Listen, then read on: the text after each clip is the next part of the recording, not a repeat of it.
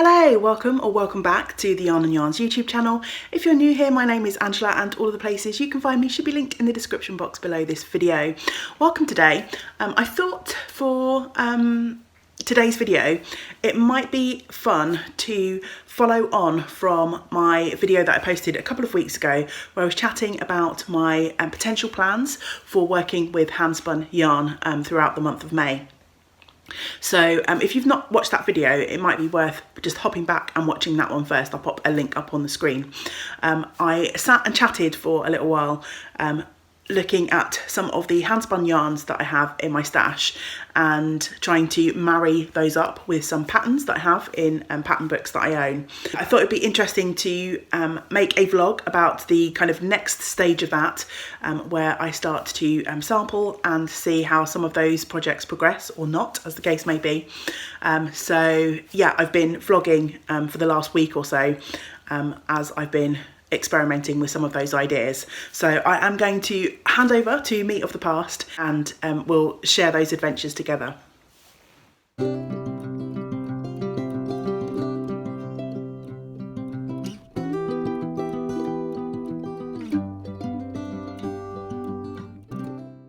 So I'm winding up this trio set from fibre that was originally dyed by Curio Stitches with the thought of swatching for those Sina or Sina mitts, the ones with the moon in the palm.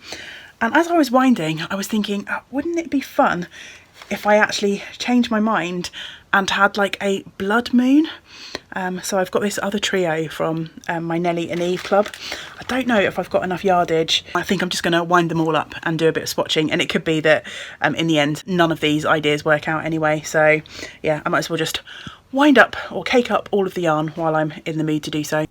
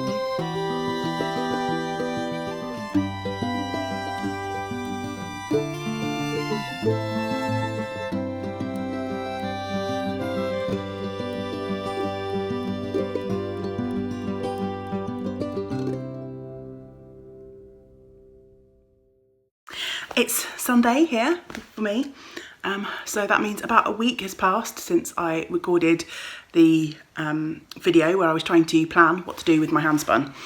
So I thought I'd just kind of check in and catch up with where I'm at with that. You would have just seen some footage of me doing a little bit of swatching at the beach. We had a nice morning the other day, and I took my Alatau, is that what it's called? Hat pattern and yarn down to the beach. I'm trying to find the pattern now in the book to remind me what it's actually called. Alatau.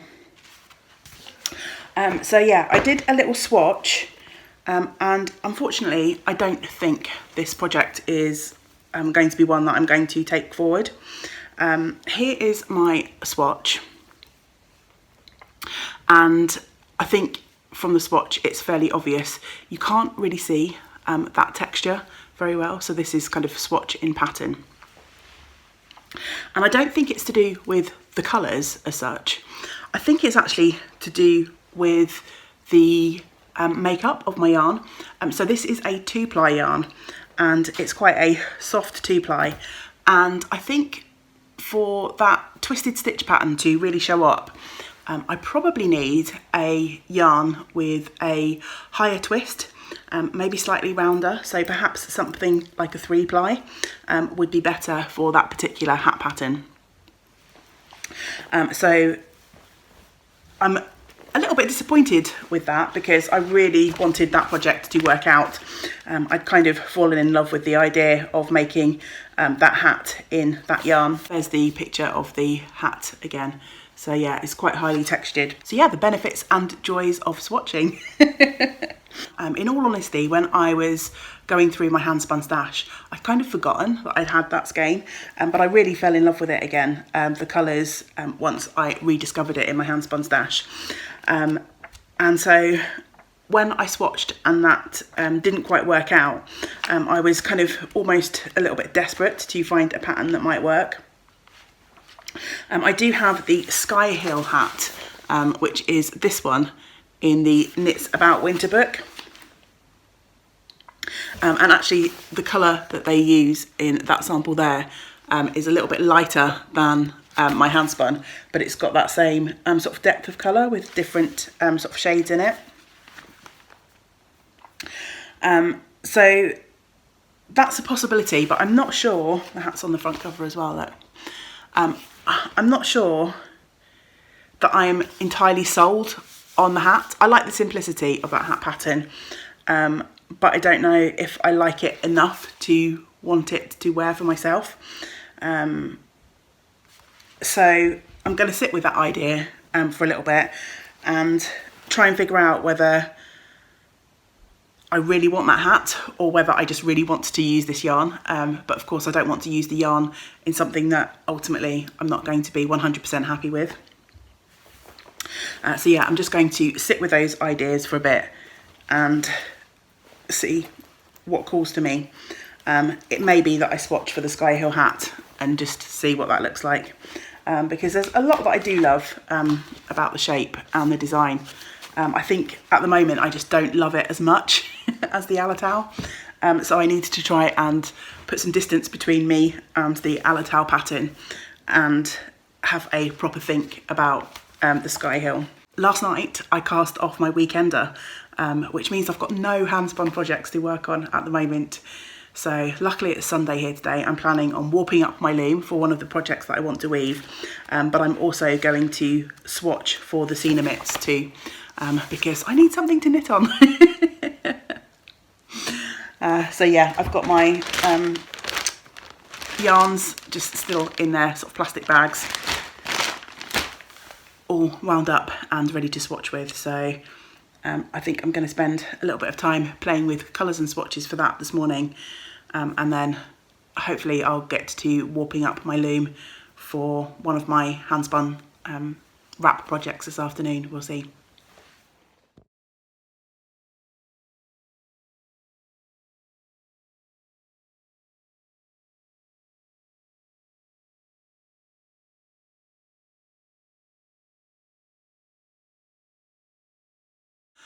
I'm back in my little corner of inspiration, which can only signify one thing. Neither of my definite maybe projects have worked out. So it's a little bit later on Sunday. You can tell because my hair's getting scruffier as the day goes on. But hey, that's just how it is here on a Sunday. You know by now.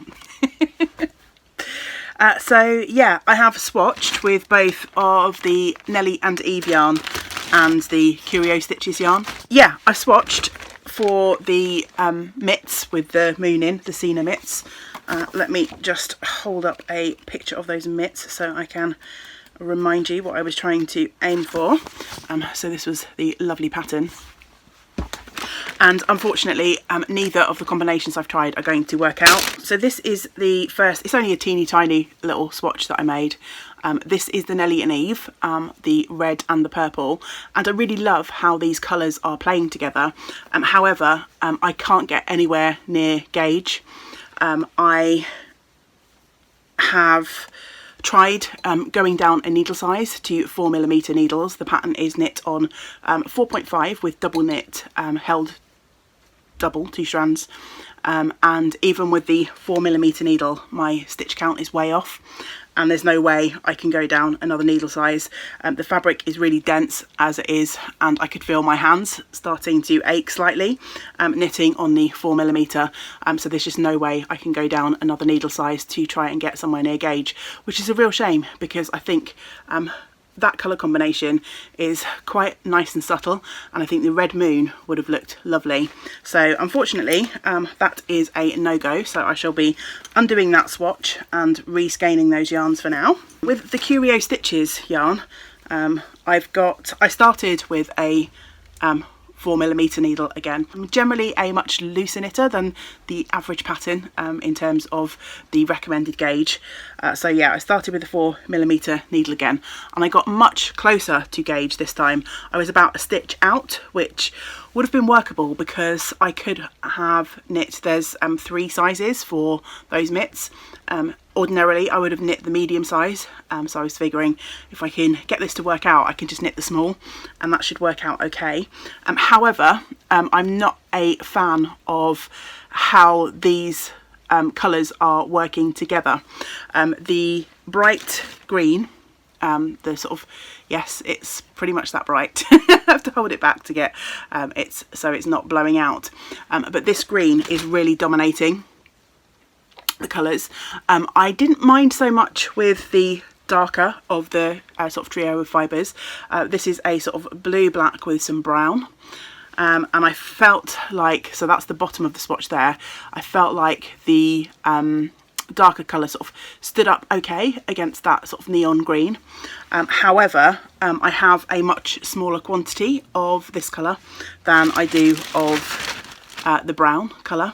And the brown in the top of the swatch, it's showing slightly differently on camera, but I really don't think it stands up enough against the sort of the neon green. And so I feel like because this is going to be quite hard work on my hands at the tighter gauge, I don't feel like the effort will be worth the finished result. I don't think I will like it enough to make that effort on my hands worthwhile, if that makes sense. So again, these yarns are going to get skeined back up and go back in stash for the time being, which is a little bit disappointing because I was really excited by both the idea of the hat and the mitts, but hey, we live and we learn. I'm definitely feeling a bit stuck now because I have no projects on the go in Handspun. I was exclaiming to James a moment ago that I had no knitting, and he just looked at me as like, really? What about my dude? And I was like, no, you don't understand, I'm only knitting with Handspun this month and I've got no Handspun knitting. He really doesn't understand. Bless him, he tries. But he's not understanding my sense of panic and anxiety over the lack of knitting. So yeah, I'm going to I've grabbed my niddy noddy and I'm going to reskein the yarns that I've been swatching with, and while I'm doing that I'm going to have a little ruminate and see if any of the possibly maybe projects can bump up the key, or if not, if there's something else that I can get onto the needles. I do have a second pair of socks to get on the needles, so I might do that. But yeah, I'm feeling a little bit lost at the moment. The Handspun month started off really well, the socks came off the needles really quickly, and my weekender is now finished, which if nothing else gets done in Handspun, I'll be more than happy with. But yeah, we shall see what happens next. Fast forward a few days, I haven't actually picked my knitting needles up since Sunday, when I recorded the last segment for this vlog.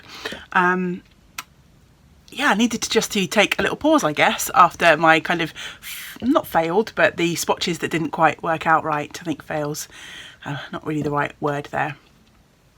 But I have been busy spinning and I've been weaving.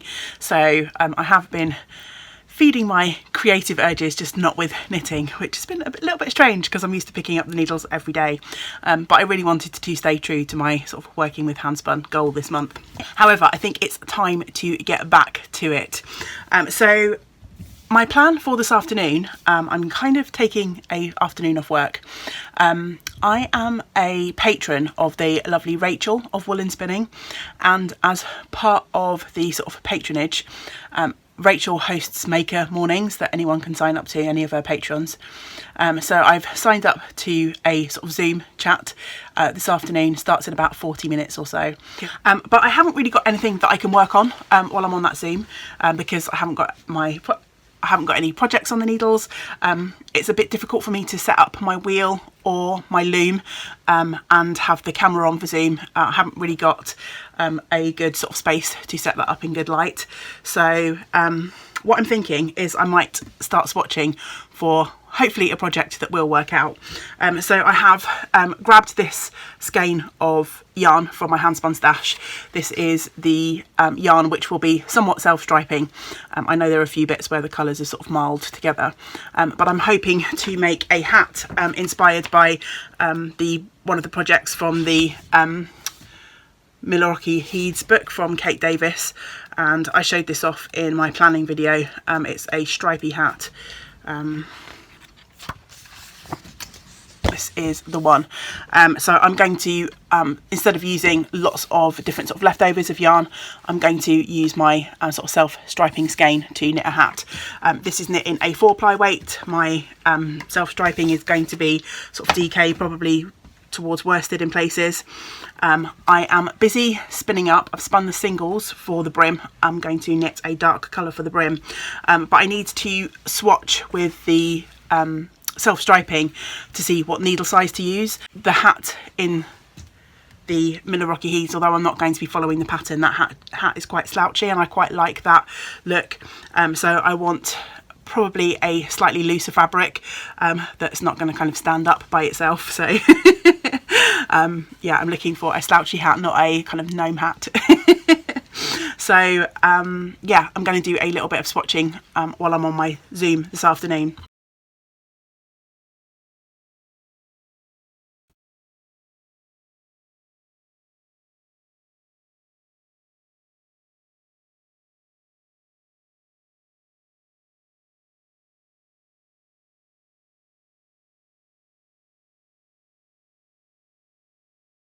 I've been swatching again. I feel like this whole video is just going to be a whole bunch of failed swatches, although hopefully this is a successful one.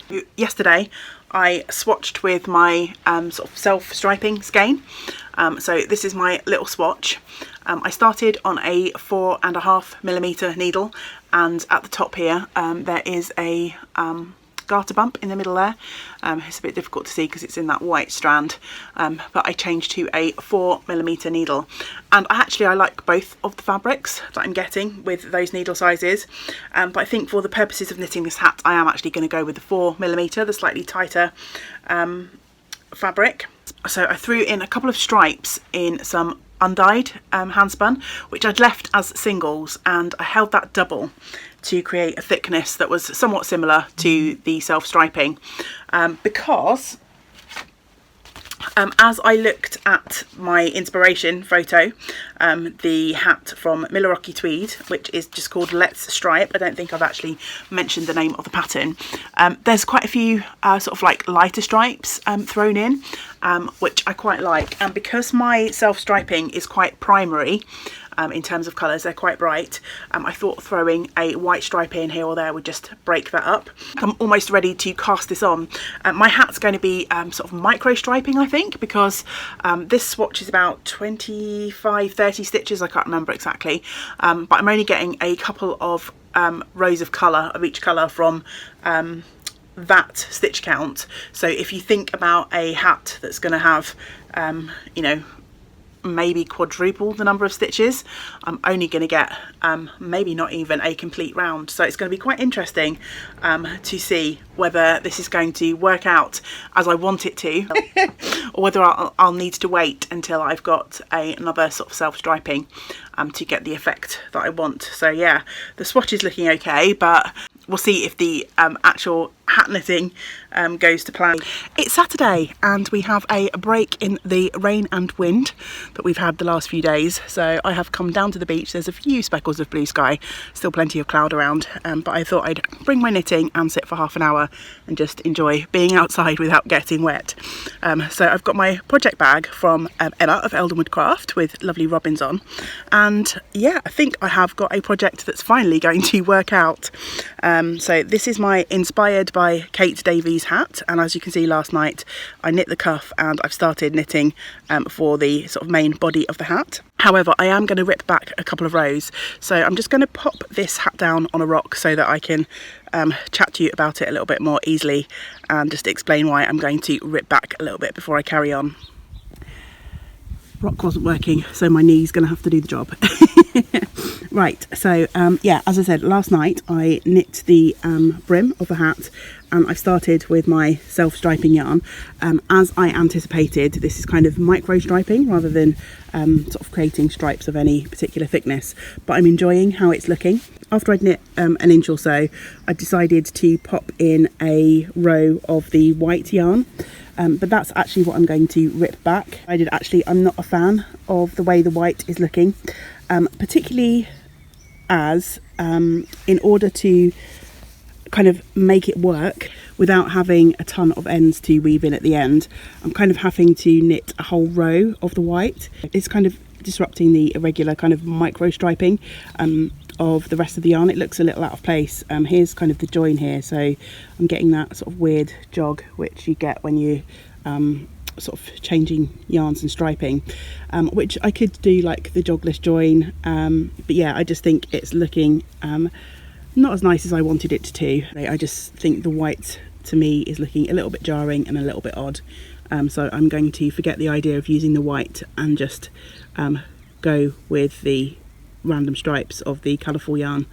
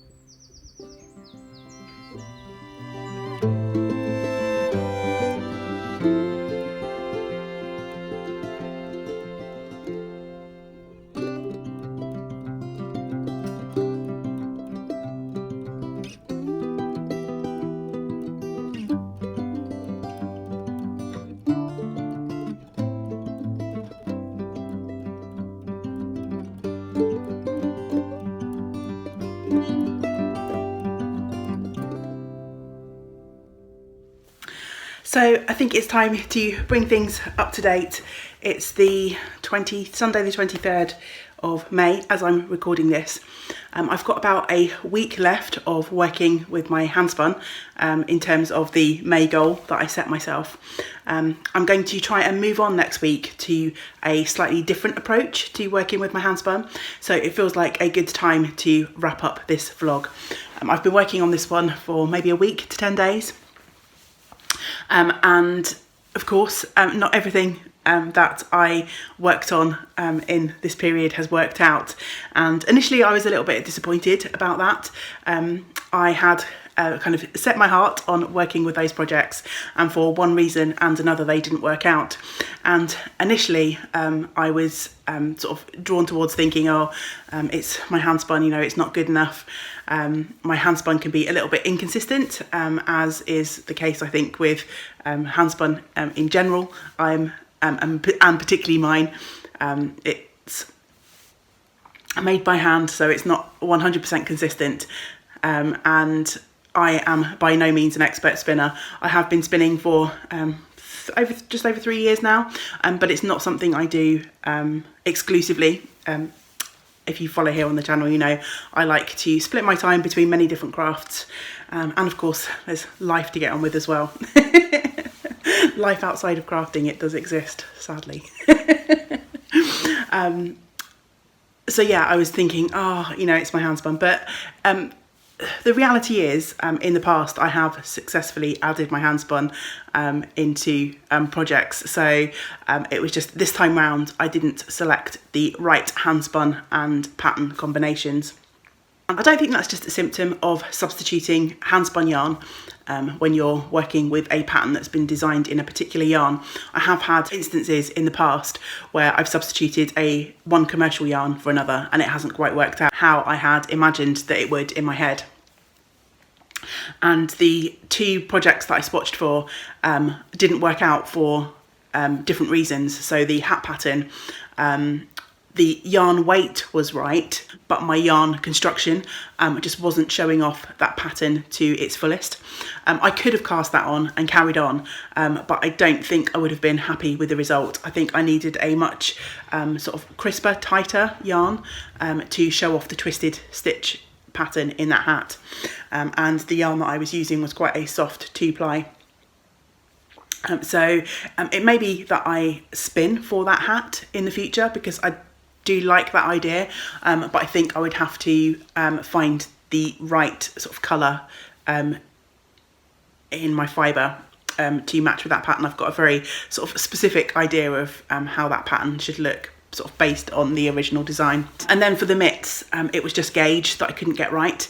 Again, on paper, my handspun should have been okay. I was substituting DK weight commercial yarn for DK weight handspun, but I just could not get the gauge correct.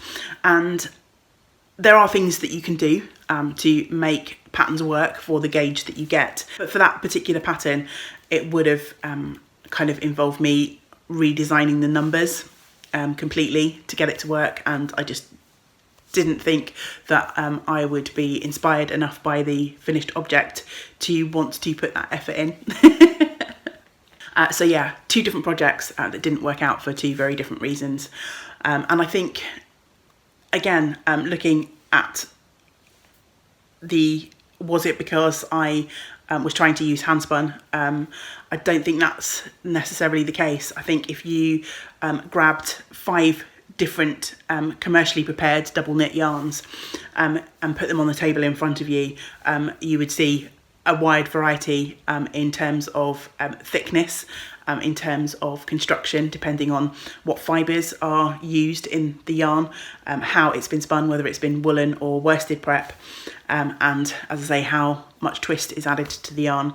I think you could grab 5 different DKs off a shelf in your local yarn store, put them next to each other, and they'd all vary slightly. If I'd have swatched for that in a commercial yarn, I could have had the same problems. The one project that I'm happy to say is working out so far is my hat. As you can see, I've added a few inches to that since I shared it at the beach yesterday, and of course this is the one project where I'm making the project around my handspun and being inspired by a design rather than trying to follow a pattern. So that's quite interesting, that yeah, I'm not fitting my handspun into the pattern, I'm kind of making a pattern to work with my handspun. Although I'm disappointed that the projects haven't worked out, I'm not disappointed that I've kind of spent the time, if that makes sense. It's given me a lot of food for thought, and I think I need to work with my handspun yarns a little bit more often to become more knowledgeable about what types of construction work better for what types of stitch pattern, what type of object that you're aiming for. Although I've been spinning for, as I say, just over 3 years now, I've only worked on and off with my handspun, and I think to really be able to confidently pick up a skein of yarn and match it to a pattern, I need to get a little bit more knowledgeable about the yarns and construction and things like that. So yeah, it's definitely been a thought-provoking exercise, and while the projects that I was hoping to embark upon haven't worked out, I've learnt a lot that I can take forward when using my handspun in the future.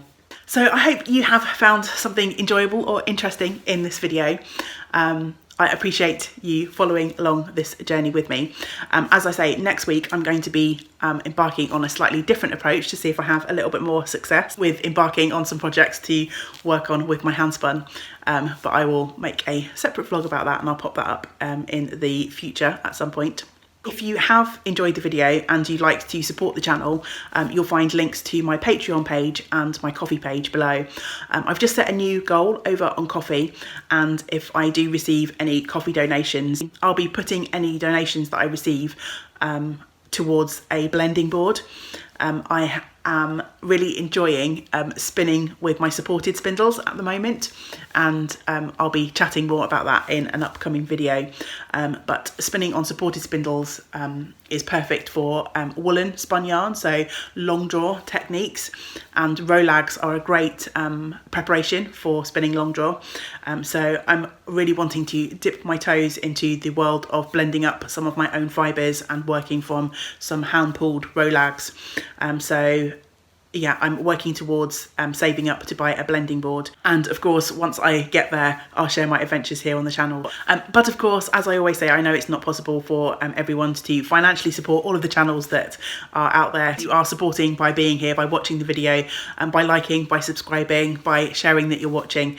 And yeah, I just appreciate all of those things that you do to support me and the community here at Yarn and Yarns. I'm going to sign off today, and before I do, I will encourage you to leave a comment below to let me know what you're working on at the moment. I love to be inspired by all of the wonderful talented makers that we have here in the community.